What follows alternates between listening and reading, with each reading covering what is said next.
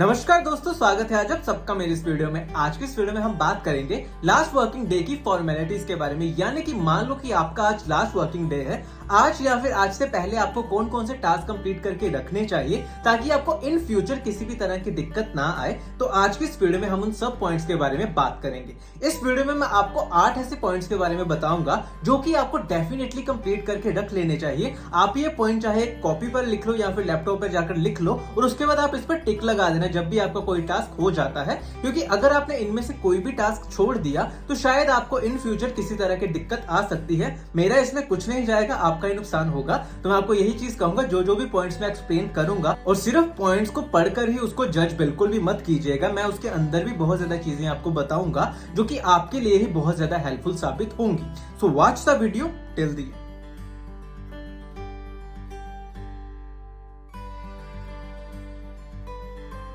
First of all, जब भी आप किसी भी कंपनी में रिजाइन करते हो तो one of the most important thing जो होती है वो ये है कि always have a backup of your resignation letter और रेजिग्नेशन मेल।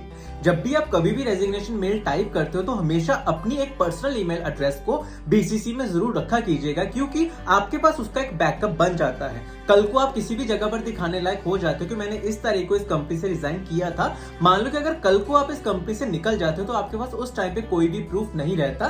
तो ये जो आपने बैकअप प्लान रखा होता है ये आपके इन फ्यूचर काम आ सकता है। उसके अलावा बहुत ज्यादा कंपनीज ये प्रोसेस फॉलो करती है कि वो मेल्स नहीं डालते। उनके पास एक पोर्टल होता है जहां पर अगर आप रिजाइन पे क्लिक कर देते हो तो ऑटोमेटिकली आपका रेजिग्नेशन आगे चला जाता है। तो उस टाइम पे आपको मेल भेजने की जरूरत नहीं होती। लेकिन इसका एक ड्रॉबैक ये होता है कि कल को आप किसी दूसरी कंपनी में अप्लाई कर रहे हो, वो आपसे रेजिग्नेशन लेटर डेफिनेटली मांगते हैं कि आपने अगर रिजाइन किया है तो हमें उसका एक प्रूफ चाहिए। उस टाइम पे आपके पास कोई प्रूफ नहीं होता क्योंकि आपने सिर्फ उस बटन पे क्लिक किया होता है। कई जगह पे ये चीज एक्सेप्टेबल नहीं होती। तो उस टाइम पे आपको क्या करना चाहिए कि जब भी आप रिजाइन पर वाले बटन पे जाके क्लिक करते हो तो उसी के साथ एक मेल भी ड्रॉप कर दीजिएगा, जिसमें आप एचआर को रखिए, अपने मैनेजर को रखिए, लीड को रखिए और उसके अलावा अपनी एक पर्सनल आईडी भी रखिए ताकि आपके पास एक बैकअप उसका बना रहे। और इस प्रैक्टिस को आप जरूर फॉलो कीजिए, चाहे आपकी कंपनी में कोई भी टूल हो रिजाइन करने के लिए या फिर ना हो। हमेशा एक ईमेल डेफिनेटली वहां पे ड्रॉप जरूर किया कीजिए।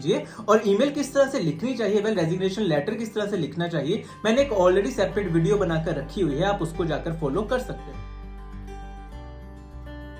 सेकेंड मोस्ट इंपॉर्टेंट चीज होती है सैलरी स्लिप। हमेशा इस चीज का ध्यान जरूर रखिएगा कि जब भी आप किसी भी कंपनी से निकलते हो तो कम से कम 6 महीने के सैलरी स्लिप का प्रूफ अपने पास जरूर रखें। उनको डाउनलोड करके रखें, उनका एक बैकअप अलग से बनाकर रखें या फिर अपने ही पर्सनल ईमेल एड्रेस पर उन सब चीजों को भेज दें, क्योंकि जब आप इस कंपनी से निकलोगे आपको उनकी जरूरत बहुत ज्यादा पड़ेगी। कई कंपनीज में रिक्वायरमेंट भी होती है कि आपको कम से कम 3 महीने की सैलरी स्लिप वहां पर जाकर शो करनी पड़ती है। कई कंपनी 6 महीने की सैलरी स्लिप भी मांग लेते हैं। तो to be on the safer side आप हमेशा 6 महीने की सैलरी स्लिप डाउनलोड करके जरूर रखें।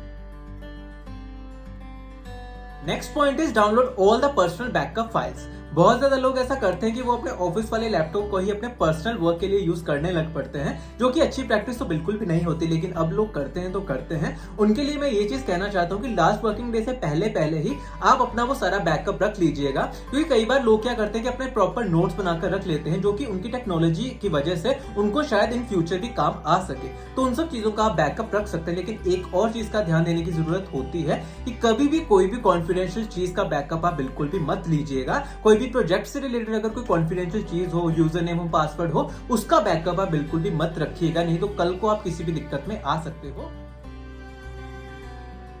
Point is remove all the personal information from your laptop. किसी भी तरह की पर्सनल इन्फॉर्मेशन आपके लैपटॉप में आपकी नहीं होनी चाहिए। बहुत बार देखने को मिला है कि लोग कई बार लॉगिन कर लेते हैं, जैसे कि जीमेल पे जाकर लॉगिन कर लिया, फ्लिपकार्ट या फिर अमेजोन वाली साइट पर जाकर लॉगिन कर लिया, लॉग आउट करना भूल जाते हैं। तो उन सब सिचुएशन में आपको हिस्ट्री ही डिलीट करने की जरूरत होती है। उसके अलावा आप एक वेबसाइट पर जाकर भी लॉग आउट कर सकते हैं, ये आपकी चॉइस है। लेकिन मैं आपको ये चीज कहना चाहता हूँ, किसी भी तरह का आपका कोई भी क्रेडेंशियल उस लैपटॉप में नहीं होना चाहिए, ताकि आप कल को किसी भी डिफिकल्टी में ना फंस जाओ। Next point is don't forget to take the PF transfer letter, relieving letter, experience letter और फॉर्म 16।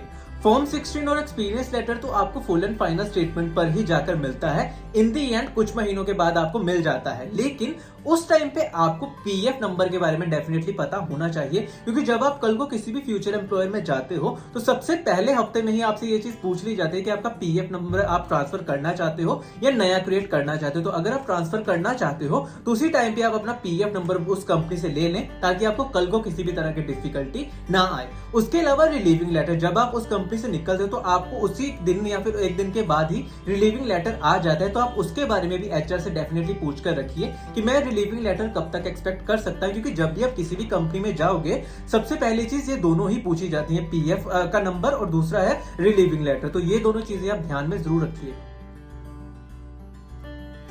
नेक्स्ट पॉइंट होता है ask your HR how to return the company asset. आपके पास लैपटॉप होगा, चार्जर होगा या फिर उसके अलावा और भी बहुत ज्यादा चीजें होंगी जो आपको कंपनी ने प्रोवाइड की होंगी, तो उनको किस तरह से रिटर्न करना है उसके बारे में प्रॉपर्ली आप समझ लीजिएगा अपने एचआर से। एचआर के साथ आप एक 1-on-1 मीटिंग रख सकते हैं, ताकि वो आपको वो सारा प्रोसेस एक्सप्लेन कर सके कि आप किस तरह से रिटर्न कर सकते हो, क्या क्या बैकअप आपको देने की जरूरत होती है। इसी के साथ वो आपको आईटी एडमिनिस्ट्रेटर के साथ भी कनेक्ट कर सकते हैं कि क्या क्या सामान आपके पास पड़ा है जो कि आपको रिटर्न करने की जरूरत है। तो सारी की सारी डिटेल उनके पास पड़ी होती है, आपको ये सब चीजें जानने की जरूरत होती है ऑन लास्ट वर्किंग डे, क्योंकि उसके बाद तो कोई भी आपका कनेक्शन नहीं होगा। तो ये सब चीजें आप ध्यान में जरूर रखिएगा।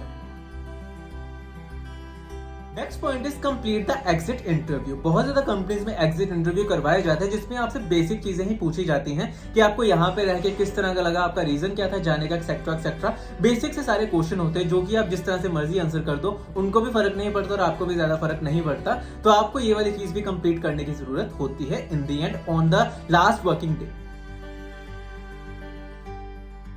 And last but not the list, send an email to your colleague. ये एक ऑप्शनल चीज होती है, लेकिन मुझे पर्सनली ऐसा लगता है कि हर किसी को ये चीज करनी चाहिए। आपका पूरा का पूरा जर्नी किस तरह से रहा उस कंपनी में, क्या क्या चीजें आपने सीखी, किन किन को आप गुड बाय कहना चाहते हो, क्या क्या चीजें आप लास्ट में कहना चाहते हो, वो सब चीजों के बारे में आप बता सकते हो। चाहे आप कंपनी से खुश हो, चाहे आप कंपनी से दुखी हो, लेकिन ये प्रैक्टिस तो डेफिनेटली बनाकर रखिएगा कि आप एक एंड में मेल अपने कोलीग को जरूर डालिए। ये थोड़ा बहुत अच्छा इंप्रेशन डाल देती है। और अगर आप इस पॉइंट पे आके थोड़ा बहुत कंफ्यूज हो जाते हो कि मैं ये मेल प्रॉपर्ली किस तरह से लिखूंगा, तो बिल्कुल टेंशन नहीं लेनी। कमेंट सेक्शन में जाइए, कमेंट करिए कि मुझे एक ऐसी ईमेल चाहिए, मैं उसके लिए एक सेपरेट वीडियो डेफिनेटली आप सबके लिए बनाकर जरूर दूं। तो इसी के साथ आज के लिए बस इतना ही। अगर ये वीडियो आपको अच्छी और इन्फॉर्मेटिव लगी हो तो इस वीडियो को लाइक और शेयर करना बिल्कुल भी मत भूलिएगा। इसी के साथ मेरे चैनल को जरूर सब्सक्राइब कीजिएगा, ताकि मैं ऐसी ही वीडियोस आप तक और भी लेके आ सकूं। धन्यवाद।